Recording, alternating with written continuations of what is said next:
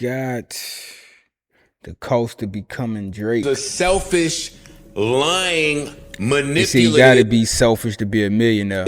sack of I do feel like I went through a portion of what he's experienced. When you were on top, everybody wanted. Nah, I feel like Ja Rule went through what Drake is feeling. You know what I'm saying? Fucking being a man, then 50 come swatting you down. Yeah, that's what Drake going through right now. Wants to take a shot. Yeah. From Drake having a lot of friends in the industry, Drake's a real good dude, first and foremost. Our relationship I think obviously he had to been did them people something for him to just switch up like that. most definitely is real close. to now having almost none of them left, Ross teeth looking why does super Drake fake. keep losing friends and gaining enemies? Is it from people being jealous of his growing success? I don't think they ever liked Probably because he said shit like, I just got my nails done, don't make me have to chip a nail. What the fuck? Drake. How y'all Think let him about get it. He away too with some easy to sassy hate shit on. like that? Tall, all the women love him, all his music good, got a whole bunch of money. Or is it the karma of his own actions coming back to haunt him? This nigga's been a sack of behind the scenes. No, this Alleged shit. actions that made this first former friend so mad, he united the whole rap industry to try and destroy Drake's career. Who, Meek? He looked at it like this guy's just like really just insensitive, just like an asshole type, right? Metro Boomin went from being one of Drake's biggest fans to flat out hating him. Although in the beginning, that hate stayed low key. Subtle things like liking and unliking tweets, taking him off his album, It just really wasn't no room. and allegedly pillow talking Nigga said about there him. wasn't no room. Nigga, Nigga, you a Drake. pillow talking for the max. But in 2024, Metro made it clear to the world how he really felt about Drake. He produced We Don't Trust You and later We Still Don't Trust You, albums filled with some of Drake's biggest enemies, both old and new. But to understand how Metro Boomin went from being a supporter to someone actively trying to end Drake's career, we have to ask the question, where did the Man, trust those break? braids is fake as The shit. first You theory can might tell. surprise you. That's that Drake little. allegedly got involved with a woman I ain't Metro never had been noticed a nigga seeing. had a grill in his mouth Shocking, on I the know. scene. But Metro quickly shut down that rumor. Me and Drake, we had a personal issue, and for the record, not over no girl or nothing like that. Academics even doubled down, saying the same thing. But that's where it stems from. So it wasn't over no girl. Metro did, however, it was leave over. us clues about what this was really about. It was a personal issue that really hurt me and disappointed me. That personal issue is believed to trace back to 2022 when Metro's mom passed away. At the time, he was working closely with Drake, and according to academics and Joe Budden, that period may have created tension between them. Talking about, hey, but this mom died. Hey, all that's cool, but where my beat at? I don't give a that your mom died. So Joe is kind of alluding to the Metro Boomin situation. The story goes Drake was either trying to get on a record or trying to get this beat to finish up a project. Metro's mother had just passed away, right? He never said Metro's mom and nothing like that, but But I he think he was a still little wanted that pushy. beat. Yo, bro, could you send me that beat, bro? Could you send me that beat? Yo, bro. And Metro was just like out of it, just like distraught. Like, When it nigga, came to my mom Metro, just passed. he looked at it like, yo, this dude is like not human. Like he lacks like that type of humanity to understand why music might not be at the top of my mind right now. But nobody outside their circle knew the whole story. Although what happened next ended up changing how people may view Drake forever.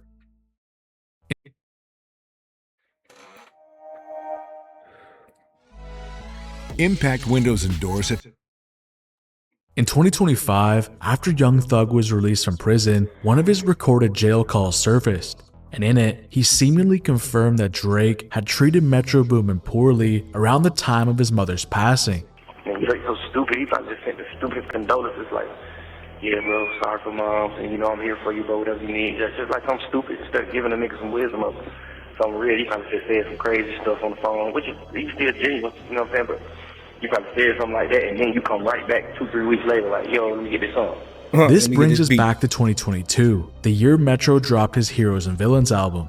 Originally, Drake was trying to get a verse in the song Trance, but when the final version dropped, Drake's verse was missing. What happened with the Trance record? Because Drake, why did that version not make the Metro, how album? you look. Then the outro, it was just already like, it just really wasn't no room. It was just Right. wasn't no room. It wasn't no personal. It just wasn't no room. So I think definitely there's something ever personal. been anyone who's told Drake, I think the song is done. Not that I know. In the history of But for anyone paying attention, that explanation never made any sense. Looking back, it feels more like revenge, a silent message from Metro after Drizzy allegedly treated him poorly. Although, Drake didn't stay silent. That's not really the definition of treating someone poorly. He just not considerate or whatever. But nigga said 3 weeks later, he probably thinking, all right, maybe he moved on, not moved on, but like, maybe he feel a little better and he just slide me the beat right quick. You know what I'm saying? Days after the album dropped, a leaked version that of wasn't nothing Trance too crazy, appeared because I thought it was over a female that they said, but if it was over that, then I understand both parties. Line, this time with his verse included. Many believe Drake himself leaked it, possibly trying to overshadow Metro's release and get fans asking why his feature was missing in the first place. And that's exactly what happened. Somebody said, what do you mean it was no... That's what I'm trying to say. It's like, oh no. But if this theory sounds wild to you, it wouldn't be the first time Drake allegedly pulled a move like this.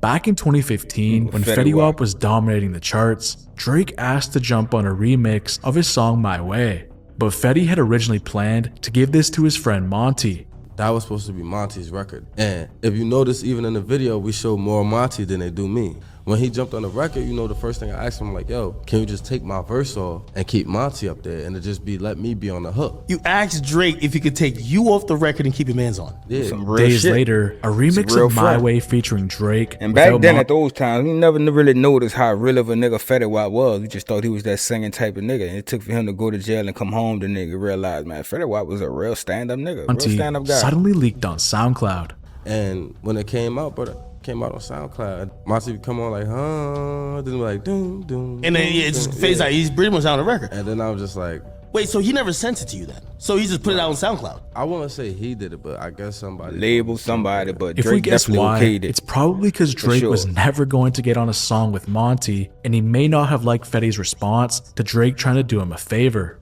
Drake is not running around doing verses and hooks for Monty's. Are you following me? I follow, yeah. That's preposterous to even think. In the end, Drake never worked with Fetty again, and Fetty's career collapsed shortly after. So when you hear that Drake may have leaked Trance after being cut from Metro's album, it starts to sound a little familiar. But if Drake was expecting Metro to just roll over, that's not what happened. He liked a fan's tweet saying leaving Drake off of Trance was the right decision. And shortly after, he released the original version of Knife Talk, a song Metro Boomin and 21 Savage gave Drake for his album Certified Lover Boy.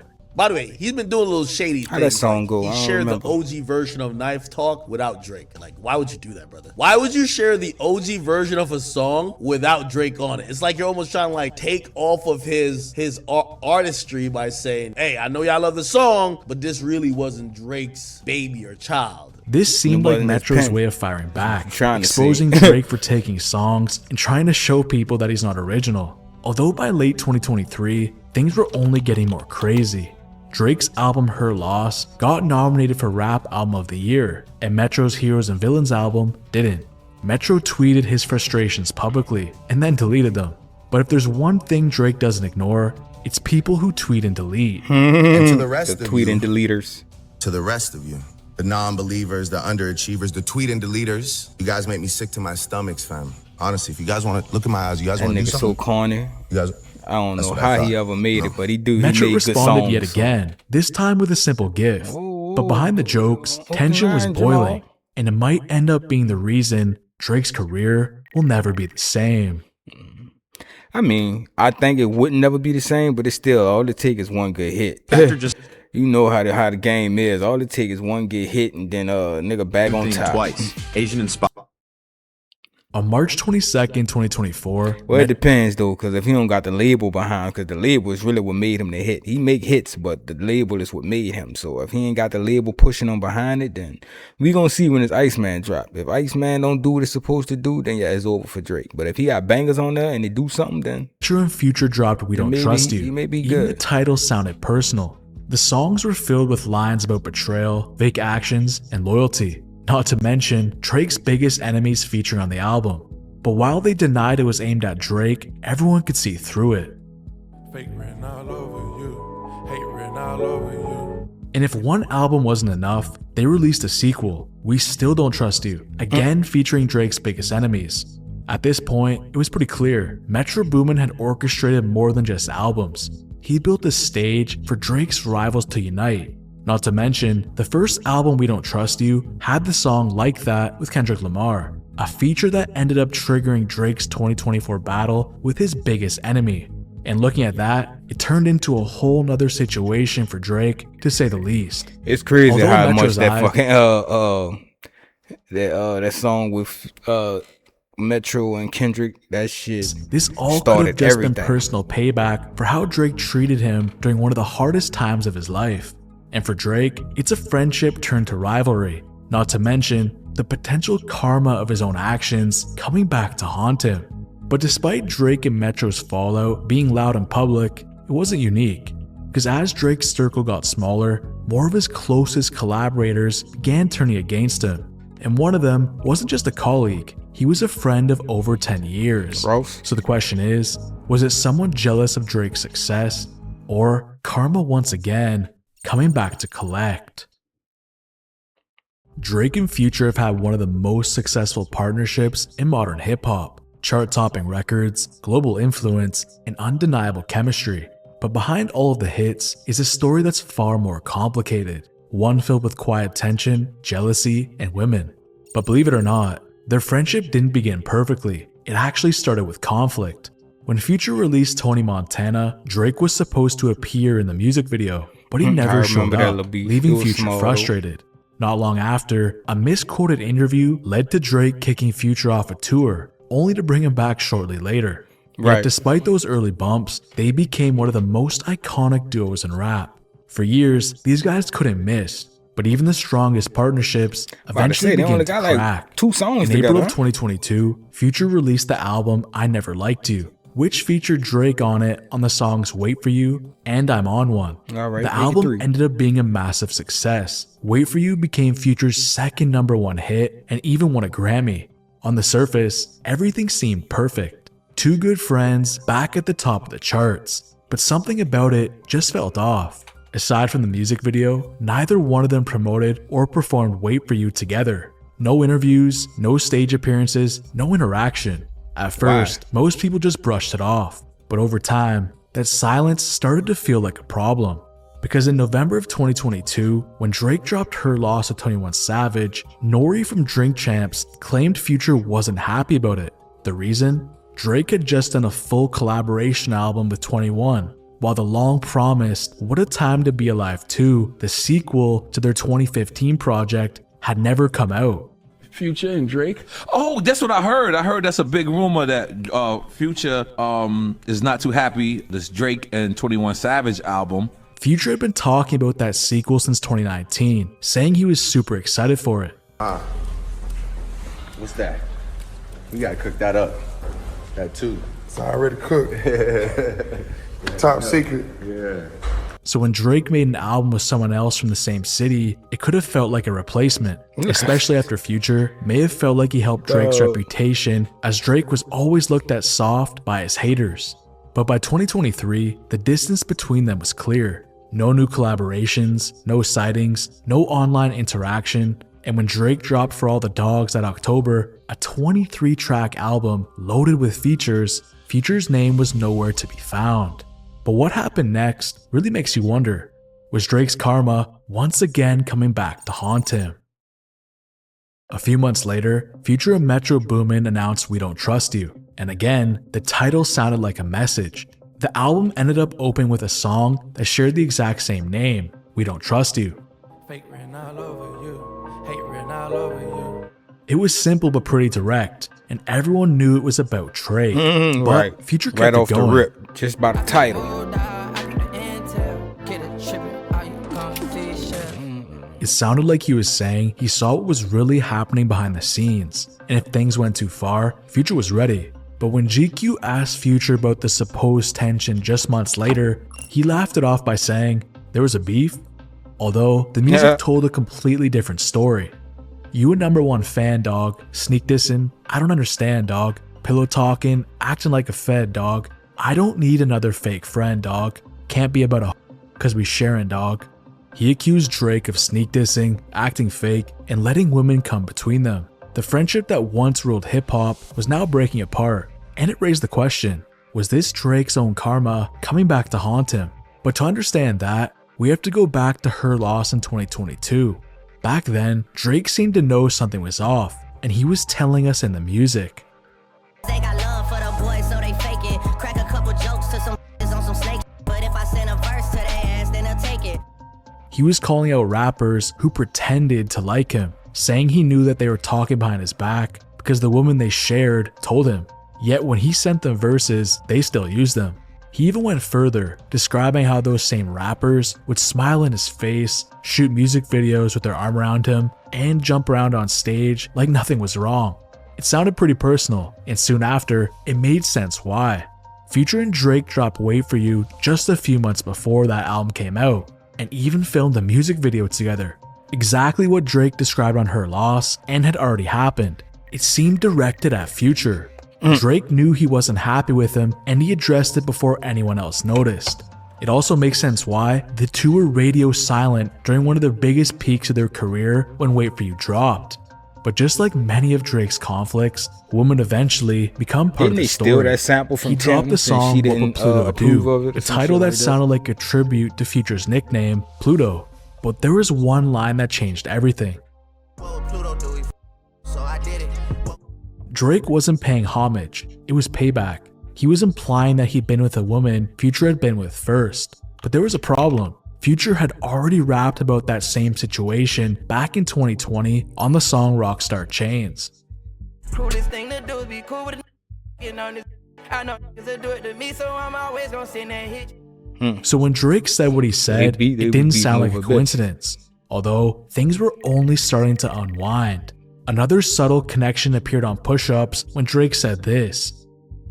Can't get booked outside America for nan. I'm out in Tokyo because I'm big in Japan. At first, this line didn't seem like much, until fans remembered Future's rumored girlfriend, Just Tokyo. She's been linked to Future for years, even wearing We Don't Trust You merch in March of 2024. But she was also seen showing up at Drake's concert soon later. Days after, something happened that would begin to connect the dots. She posted a photo wearing new Chanel shoes. And then if we connect this back to Drake's lyrics from Push-Ups, Trippin' Drizzy Chippendale probably got your nail like it starts to make a little sense. This was a clever reference by Drake. That's when he said he Chip got his and nails Dale done are and make me have cartoon to chip a chipmunks nail. who always outsmart Pluto the dog. And when you line that up with Future's lyric from We Don't Trust You, this was a clever reference by Drake. Chip and Dale are cartoon chipmunks who always outsmart Pluto the dog. And when you line that up with Future's lyric from We Don't Trust You, the pieces fit perfectly. Alright, see, I ain't catch that at first. They don't want you to know about it. Hey, I ain't catch the did little you know cartoon you reference. might get a big cash payout? It was pretty clear what Drake meant by being big in Japan, because it had nothing to do with music. But Drake wasn't done, and he was only getting more personal. I could never be nobody #1 fan. Your first #1, I had to put it in your hand. This was a direct response to Future's You're a #1 fan dog line. Drake reminded him, Way Too Sexy, Future's first #1 hit only happened because of him. This line wasn't nothing, especially from someone Future once called a brother. And although Future denied there was ever a beef between the two, he's no fool. Whether it was about the collab album never coming out, women coming between them, or pride, there's a real beef here. So I leave it up to you. Was Drake allegedly getting with Future's girls, or ditching him off the collab album, his karma coming back to haunt him, or was Future simply just mad fuck, that Drake Drake did it didn't to do the album Wayne, with so him? Either way, as you know complicated as he'd this do fallout it has to, been, the Future. next person, Drake's potential line Wouldn't of be karma surprised is he a lot start beefing simpler. with 21 And when and you get really with, look Lotto. further into it, it gets a little dark. The blame for Drake's historic beef with Kendrick Lamar is often put on Drake himself, for being overly sensitive, for not taking a joke, or simply being unable to handle competition. But what if what many see as the downfall of Drake's career wasn't entirely his fault? Drake and Kendrick Lamar first crossed paths in 2011, and the crazy part is, their story didn't begin with hate, it started with respect. Both artists openly praised each other in interviews. This is like actually one of my real friends. You meet a lot of people in the business. This is one of my real friends. Drake's a real good Who dude, started first and the foremost. And initial even collaborated taking multiple shots times. first? This wasn't just another surface level question. industry friendship. It looked real. But all that changed in 2013 when Kendrick dropped his now legendary That was verse Big Sean. on Big Sean's song Control. Oh, alright, so I guess Kendrick started it first with the Control verse, right? I got love for you all, but I'm trying to murder. All The right, verse wasn't a diss So I track, guess Kendrick but it started it, sent but that shock- shit was so playful and innocent. Like that was like playful banter and going back and forth. It wasn't even going back and forth with nobody. He was just talking in general. He mentioned some names, you know what I'm saying? But the people name he mentioned is just letting you know that, you know, y'all the ones who running the game right now. So I'm trying to come at all y'all niggas. Ways from So I don't think hip-hop. it was that Kendrick serious or called that out deep. nearly every major rapper by name, declaring war on the silence and claimed he was coming for the top spot, no matter who stood in his way. While many saw this as friendly competition, Drake didn't take it that way. But you seem just now a little irritated by it. No? Really? Yeah, just by even saying that it Look how was sassy harsh he words. is. It seemed like maybe it Really? irritated you for a second. It's like now this, like everyone's gonna forget about. I mean, people don't even care about it anymore. So but, true. But now, especially this week, it's like, yeah, okay, moving on. Like because there's a lot of people that were mentioned that I feel like can't really go back and with that guy after that. You know what I'm saying? To him, it wasn't about competition. This Whatever was that about mean. betrayal. After all, Drake had gone out of his think way everybody to still support was fucking Kendrick's with him but him. rise. He Drake put was the him on only his one double really felt platinum the way. album, Take Care. He let Kendrick open up for him on tour. One of OVO's main producers, T-Minus, produced the hit record Swimming Pools, and Drake even jumped on Kendrick's single, Poetic Justice. Not to mention, Drake showed Kendrick nothing but love publicly.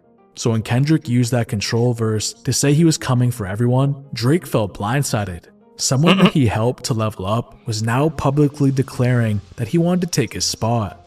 This really hurt him, especially when, according to Drake, Kendrick told him in person that the verse wasn't meant to be serious, that it was all lyrical competition. That's But how I Drake, took it. he didn't buy it. In interviews, he said Kendrick should have stood on what he said. Yeah, but at the same time, it's like, you know, then let it be real. Then, you know, I mean, because those were harsh words, right? So it's like, you can't just say that and then see me and be like, yeah, man, what's I up? see why Pretending Drake like stopped nothing doing ever happened. interviews. Like, that's not real. It was clear as day this bothered Drake. Even Angie Martinez pointed it out in their interview. But you seem just now a little irritated by it. And that's just the thing, he was. But that so-called betrayal might not have been the only thing eating at him. The dynamic between them had So changed Drake pretty always felt the fast. way ever since In that Control 2011, verse. Kendrick was Drake's concert opener. By 2012, he was one of the hottest rappers in the world. And for someone as competitive as Drake, seeing his former concert opener becoming his direct competition might have hit pretty hard. So it raised a real question. Was Drake hurt by the betrayal, or was he intimidated by how quickly Kendrick had caught up? Whatever the reason, the fallout between them stretched for over a decade. A subliminal war of shots, interviews, and bars built up to 2024, when everything finally exploded into something that changed Drake's life forever. Drake and Kendrick Lamar's beef is one of the most public and dissected rap feuds of all time that ended with what most consider a clear win for Kendrick Lamar. I even made a 3.5-hour documentary on their beef, but after the battle of 2024, Drake didn't disappear like many expected, although his reputation had definitely taken a hit. But the thing is, his reputation was only going to get worse. On November 25th, 2024, Drake Yeah, and I his think he would have lost all the way. Like if he would have like just disappeared and then you stop seeing him, stop hearing from him. Like so, he still tried to show his face right after the battle. Still was popping out. Still was doing the thing. Still did shows and shit. So you know, I think that kept him. legal team that's filed what a he needed petition, to do. the first step If he before wanted a to stay lawsuit alive, and now he against gotta drop his UMG, album and it gotta Kendrick's be label, good. alleging that If UMG it's good, had he good. dishonestly If it ain't good, and then it's over manipulatively for him. promoted Kendrick's diss track, Not Like Us. Of course, these were all just allegations, nothing was proven. But the fact that Drake took the fight to the courtroom was completely unprecedented. But the thing is, it didn't stop there. Another petition followed, this time accusing UMG of defamation, claiming that Not Like Us had caused irreparable damage to Drake's personal and business reputation. A clear followed that reference to the song's potential message about Drake's relationship with younger girls. But in early 2025, the case finally reached court. After months of review, the judge dismissed Drake's lawsuit entirely, ruling that there wasn't enough evidence to support the claims. This dismissal immediately became a trending topic online, with many calling it a huge loss for Drake. Some said it officially closed the door on their feud, while others argued it marked the lowest point of Drake's career. But what we can't argue about is that this feud, which began with one verse on Control, grew Drake into probably something never far do another larger interview than again. either I'll tell you artist that, because probably he know ever if he ever imagined. do an interview, people gonna ask him about it and keep asking him about it. So I don't think you're gonna ever get another Drake interview. He just gonna drop music and call it a day. It became about pride, image, and legacy. Although to many, Drake's sensitivity, both in 2013 and in 2024, ended up shaping the perception of his entire career. Came on the map. He's like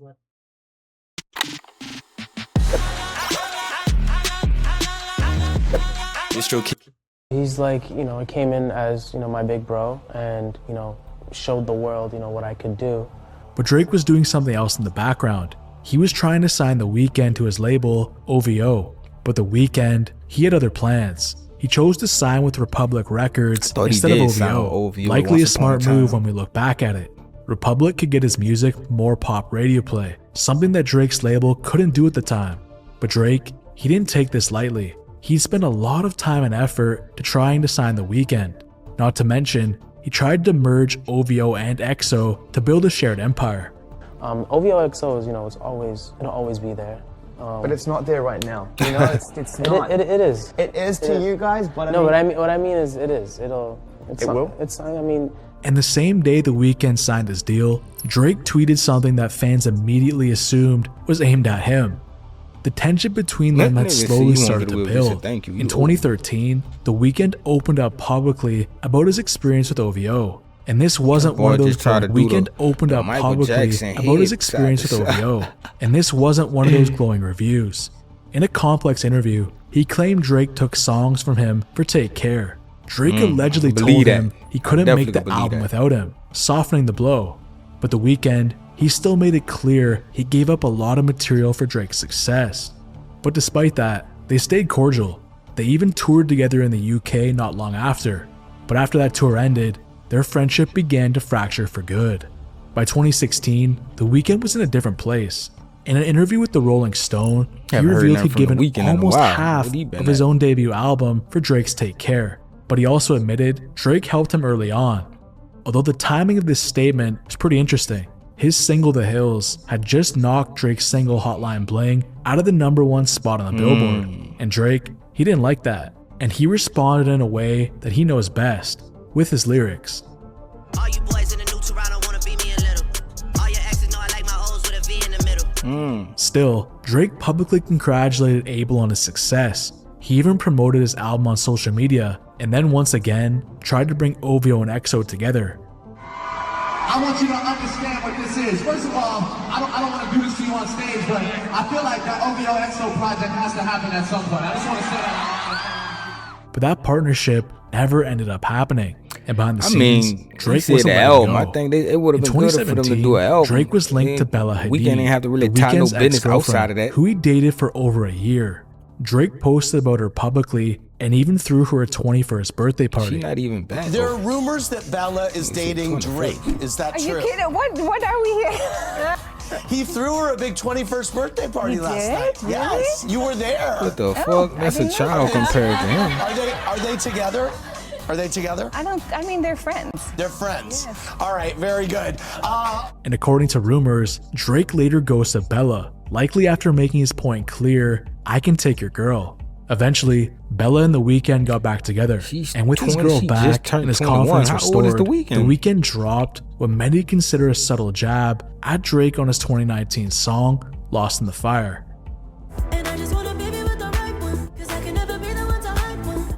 A clear reference to Drake's son Adonis. And after hearing that, Drake reportedly unfollowed The Weeknd. But as time passed, small disses continued from both sides. Although in 2019, something odd happened. Drake seemed to acknowledge his own role that led to them falling out, admitting that he had done some not so nice things to The Weeknd. To a lot My biggest regret would maybe be that we probably wasted 7 years not communicating with each other when we had something beautiful going on. You know, like obviously, like you said, people have to grow and we got to work through things. And I have my fair share of shit to apologize for, as does he. We've obviously had our, you know, our bumps in the road, but. After that, things went pretty quiet. But what happened next was Drake's karma coming back to pay a visit. In March of 2024, The Weeknd appeared on Metro Boomin and Future's joint albums We Don't Trust You and We Still Don't Trust You, both projects filled with Drake disses and collaborations from his rivals. But on the first album, The Weeknd didn't have any direct bars for Drake, although he still sang in the background.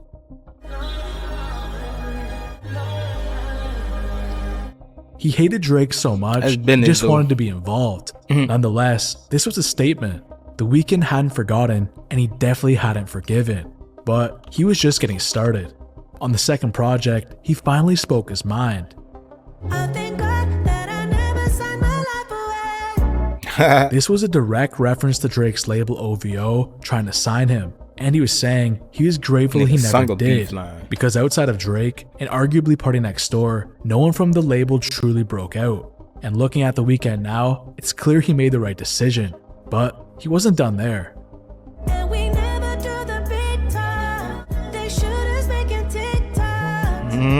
Here The Weeknd seemed to be taking a shot at Drake's former bodyguard and OVO artist, Baka Not Nice, mocking the idea that Drake's shooters were now making TikToks instead of handling business. Hello. Good morning, bitch. How you doing today? What the fuck? I swear to God, I'm so player. I hate me. At this point, it was obvious The Weeknd and Drake were never going to be friends again. But as time passed, Drake decided to fire back, and this time he went even more personal. On his diss track Family Matters, he directly responded to The Weeknd's subliminals bar for bar. Navan, the #1 rated business travel platform, lets your team book work travel in one place. Flights, hotels, Drake responded to that. He directly responded to The Weeknd's subliminals bar for bar. If Drake shooters doing TikToks, This nigga referred to himself in third person. If Drake shooters doing TikToks, nigga. Drake laughed at The Weeknd. I don't even get that line. Drake laughed at The Weeknd's insult, claiming that EXO's people aren't real threats. He's pretty much saying, my crew's real, and yours is just all talk. But Drake kept it going. Drake finally addressed the elephant in the room, suggesting that The Weeknd was still bitter about him getting with Bella Hadid. He claimed that they never actually slept together, but I highly doubt The Weeknd cared if that's true. He knew Drake only did it out of spite to get back at him. But what Drake said next raised things to a new level.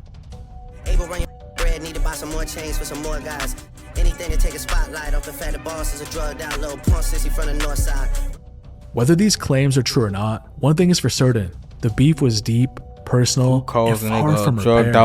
So now we have to ask the question, is this another case of Drake's karma coming back to haunt him? To me, it all traces back to two things. The Weeknd refusing to sign with OVO, and Drake getting with Bella Hadid.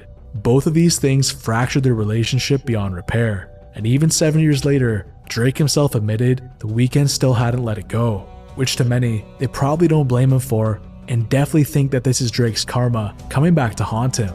But with so many old friends turning enemies, you have to ask, does Drake really have bad karma with all of them? To most people, they'll say yes, but this next situation is so hard to believe, you'll just have to see for yourself. Drake and Rick Ross were great friends for over a decade. Their run was filled with timeless collaborations, built on mutual respect, and the kind of chemistry you just can't fake. But in 2024, everything changed. Rick Ross made it clear that he and Drake were no longer on good terms. He joined forces with Metro Boomin, Future, Kendrick Lamar, The Weeknd on We Don't Trust You, a move that publicly drew a line in the sand. And once that happened, the friendship was done. Drake responded to it with some bars on his diss track Push-Ups. And Rick Ross, he fired back with his own diss track Champagne Moments.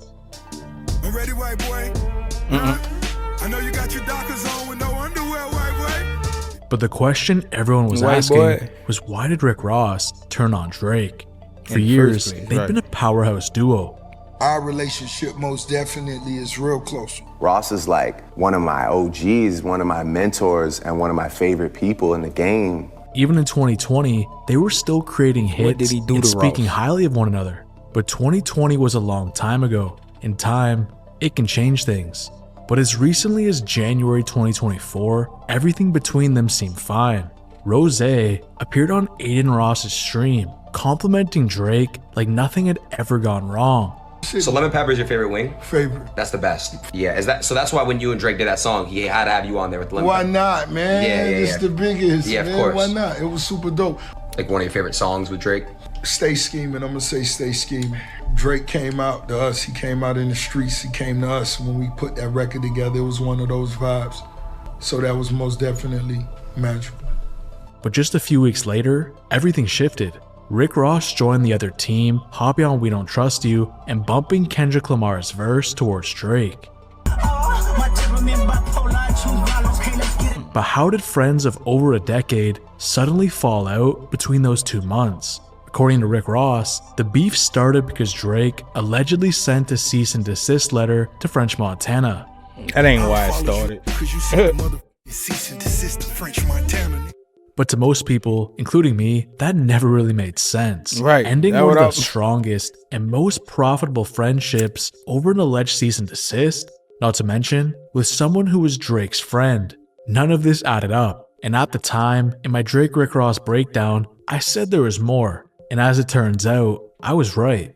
The first reason I gave for why Rick Ross actually turned on Drake was pretty simple. Ross didn't like him long before he made it public. He was just waiting for the right time to move. When the rest of the rap world started to turn on Drake, that time arrived. Everyone wanted to see Drake fail. And Rick Ross, he saw an opening to stand alongside some of the biggest artists in the game while doing it. So instead of admitting it was personal, he hid behind the cease and desist story.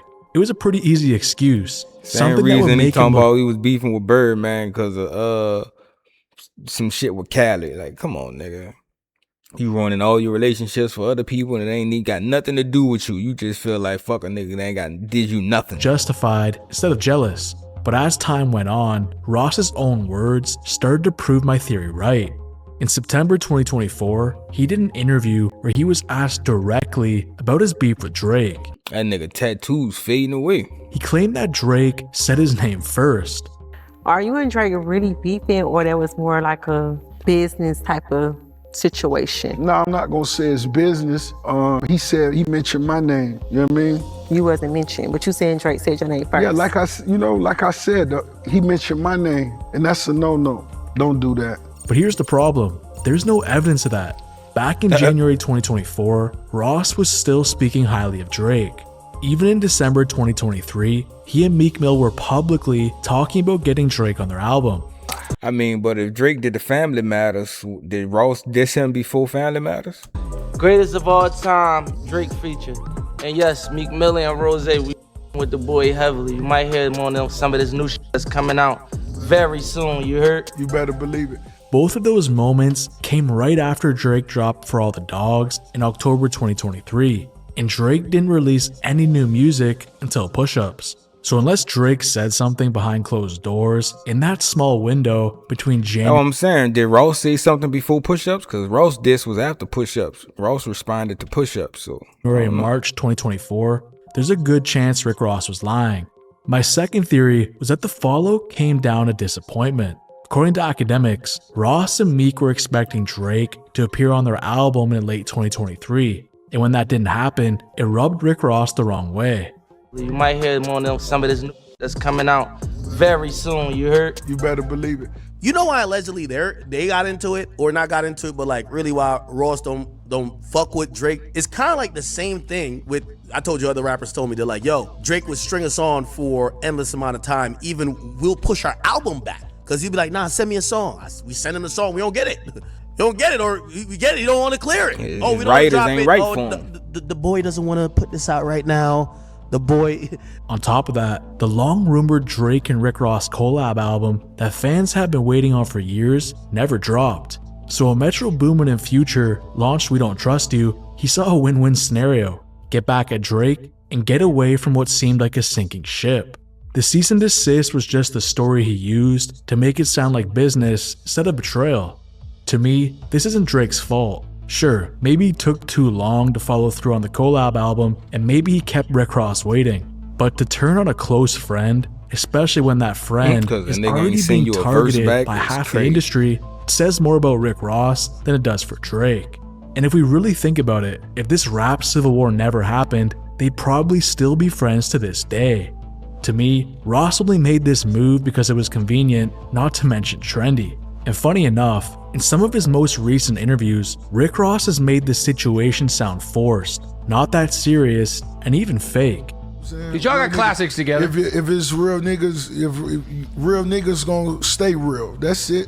You know what I'm saying? Was it something really deep? Nah, f that though. But if it's real, it's real, and that's what it is. Could that ever be something you could ever see, like you guys talking it out? And you guys have so many classics together, such a long history together.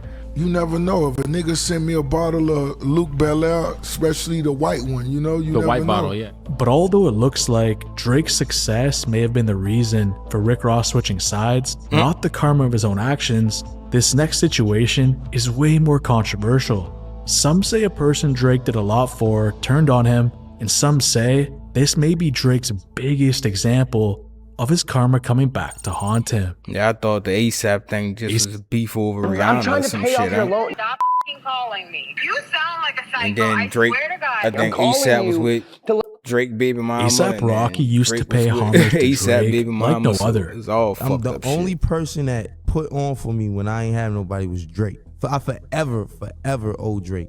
Drake fought to take A$AP Rocky and Kendrick Lamar on tour with him back in 2012, which is one of the reasons A$AP was so grateful for him.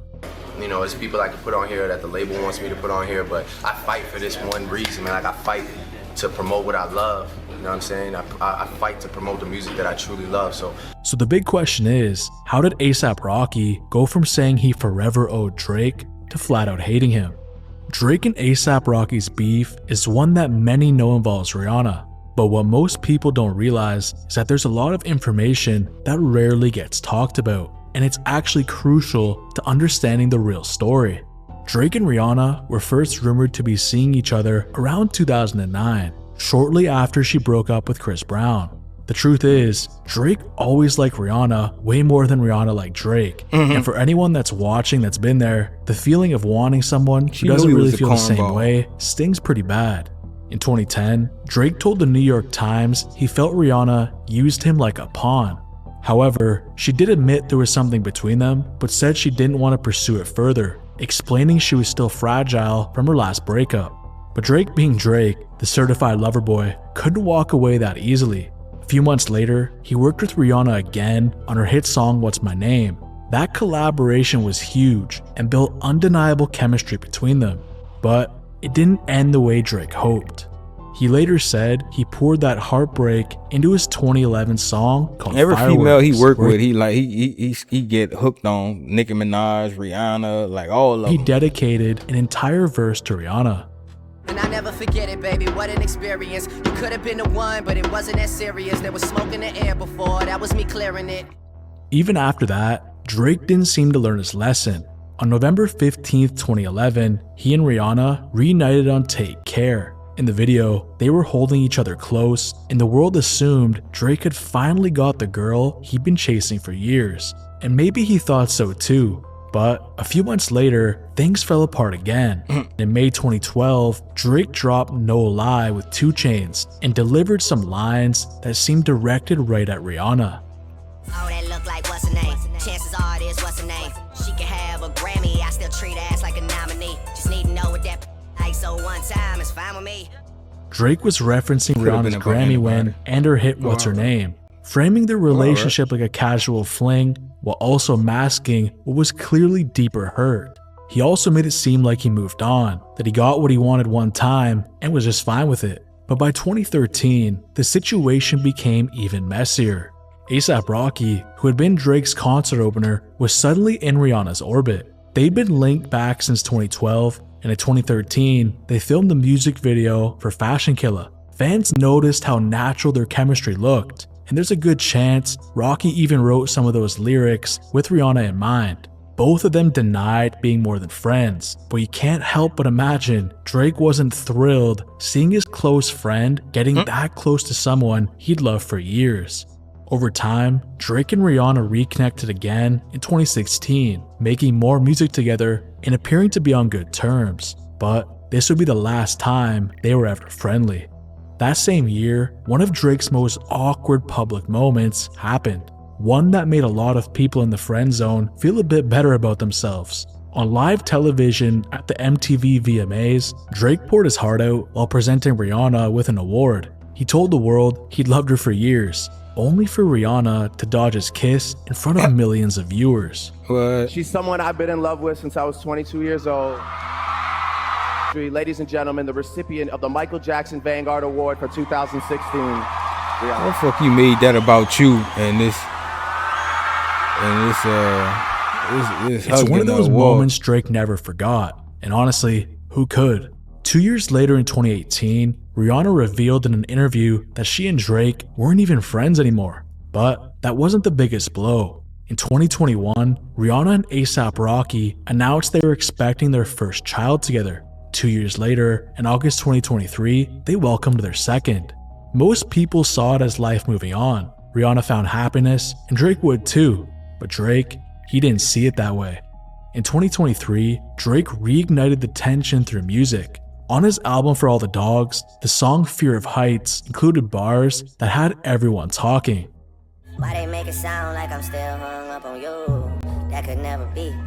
If there was any doubt on who he was talking about, the next lines made it obvious. Y'all can't run me, better hinder me, better it's not me, I'm anti. Didn't Serena do him the same way? The repetition of Anti wasn't random. It was a direct reference to Rihanna's 2016 album, Anti, which featured Work, a track Drake himself appeared on. He also implied their intimacy wasn't that special, saying the bedroom was average and that he'd been with women way badder than Rihanna. Hearing Drake say things like that in 2023 was pretty shocking, especially considering how publicly he'd once expressed love for her. She's someone I've been in love with since I was 22 years old. But the shots didn't stop there, and he now turned his focus to A$AP Rocky. That man, he's still with you, he can't leave you.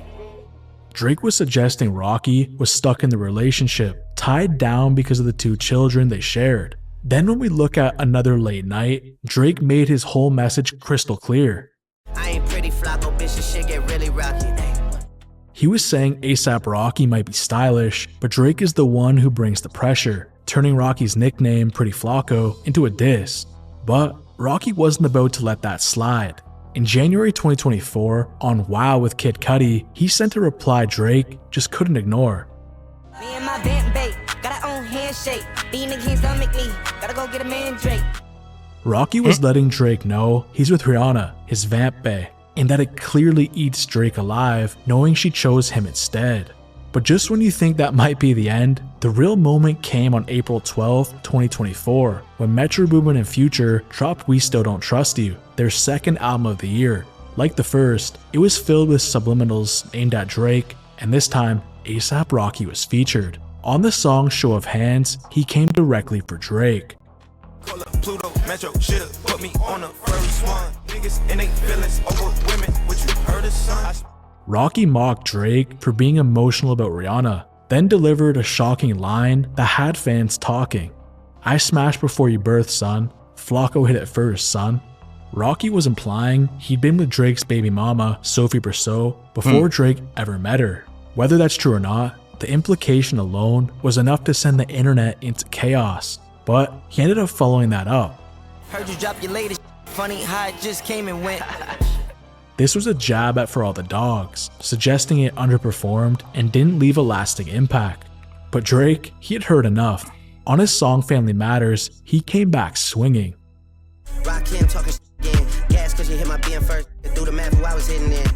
Drake was flipping the narrative, pointing out that during the same time frame, he was with Rihanna, Rocky's current partner. And I'll be honest, Rocky is one of my favorite rappers, but this bar didn't really make sense. And those bars were essentially a preview for what was to come, because Drake, he then came with what many seen as the lyrical checkmate. The Mediterranean diet is the world's healthiest diet, and Factor makes it easy to eat that way every day. A true I ain't even know you at still, cause they only talking about your fit again. Even when you do drop, they gon' say you should've modeled cause it's mid again. This was a brutal but accurate shot. Over time, Rocky had become more recognized for fashion than music. Drake was highlighting that shift, suggesting his career was running on image more than output. But Rocky didn't exactly prove him wrong. During promo for his upcoming album, a snippet of Hijacked leaked, where he repeated the same disses about Drake's baby mama and Rihanna. Don't compare that pussy boy to me. These want my wife back. The people want my next track. Lyrically, Drake won this one, but emotionally, Rocky came out on top. He's living the life Drake always wanted, with the woman Drake never got over. So is this beef Drake's fault? Probably. You could argue Rocky crossed the line, hanging around Rihanna in 2013 after everything Drake did for him. But a woman Joe once proposed to. The first Drake and Joe Budden weren't just two rappers. They were friends who once respected each other's grind. I'm honored to be around you, man. This is the first time. Yo, come on. But what started as mutual admiration slowly turned into one of the strangest feuds in modern rap. A story filled with ego, betrayal, and even rumors of them being involved with the same woman, and a woman Joe once proposed to. The first crack in their friendship appeared in 2016 when Drake dropped his album Views. At the time, Joe was still building his now very successful podcast. It didn't even have an official name yet. It was literally called I'll Name This Podcast Later. Everyone was reviewing Views, but Joe's take hit a little different. On May 4th, 2016, during episode 64, he gave his honest opinion, and to Drake, maybe a little too honest. I think that kid on that album that I heard sounds real uninspired. That's what I think. I think that music is real good. You can't fool a real nigga. He said he was still a fan, but to many people online, it sounded like Joe was taking cheap shots at Drake. But what really stirred things up was how Joe promoted this episode. He posted short teaser clips and they were putting too much hand motion into it. Out of context, they made it look like he was just clowning Drake the entire time. And the internet, well, it ran with it. Maybe it was planned, maybe it wasn't. Either way, it worked. The controversy went viral and helped turn Joe's small podcast into the powerhouse it is today. Drake, although he wasn't amused. A couple months later, in July of 2016, he fired back on No Shopping with French Montana, slipping in some bars that made it clear he'd heard everything Joe said. Pump it up. She got a good head on her, but I pump it up. I'm not a one-head one that they know all my stuff. This was a direct shot at Joe's 2003 hit, Pump It Up, reminding him that while Joe had one moment, Drake built an entire empire. Joe tried to play it cool at first, acting unsure if the bars were aimed at him. But Drake, he made sure there was no confusion later that summer on 4 p.m. in Calabasas, another record loaded with subliminal shots. All of a sudden I got people showing how much they truly resent me. They hold a meaning to spells envy, they trying to tempt me. And this is where things began to get personal. Even hit my line like where you been at. It's always on some shit like when can I get a favor? When my chat, like I'm about to tell you where she been at. Around the same time, photos surfaced of Drake on vacation with Joe's ex-girlfriend, Tahiri Jose, the same woman Joe had once proposed to and been turned down by. I love you. I need you. I don't want to spend another day without you. Will you marry me? Love is trust, and I don't trust you right now. No, I remember that. And they got off that knee quick. Rumors started swirling that they were dating. Although Tahiri denied it how them in an niggas be interview doing with on them DJ YouTube Vlad. videos, and they got off that knee quick. Old. Like, all right, When I saw it online, I was surprised I don't think myself. he ever It was really forgave old. her after that. Were you guys ever. dating at the time? Drake and I was getting to know each other. And what happened with that? He went his way and I went mine. But there was a crazy part.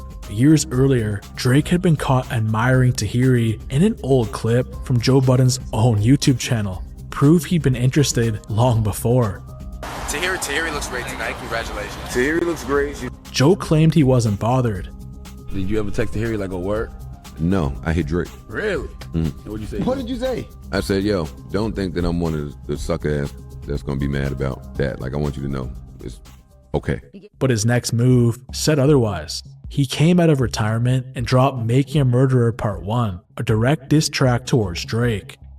But now my phone blowing up, they like what I'm gonna do. Show the world you shouldn't poke a man with nothing to lose. All of this just because I wasn't in love with his views. He called Drake overly sensitive, accused him of being unable to take criticism, and took shots at Drake's subliminals, even accusing him of liking Joe's exes. So when I seen you, shorty, not a bitter bone in me. I ain't think I had a handle the plan, said I'm aware, have fun, understand that it's fam. But he didn't stop there. A week later, Joe dropped another diss called Wake, this time accusing Drake of stealing from his own artist and attaching himself to whoever was hot at the time. You're the guy that rides waves, never the one who starts them. Then came a third track called Afraid, another lyrical assault expanding on the same themes. Despite his quality, this clip first, Joe's it looked like Joe Budden was the first nigga to beef with Drake ever. Slept on by most mainstream fans, but the feud didn't stay in the booth for long. Drake's fans pulled up outside Joe's house, recording themselves taunting him. Joe, being Joe, chased them off with his bare hands.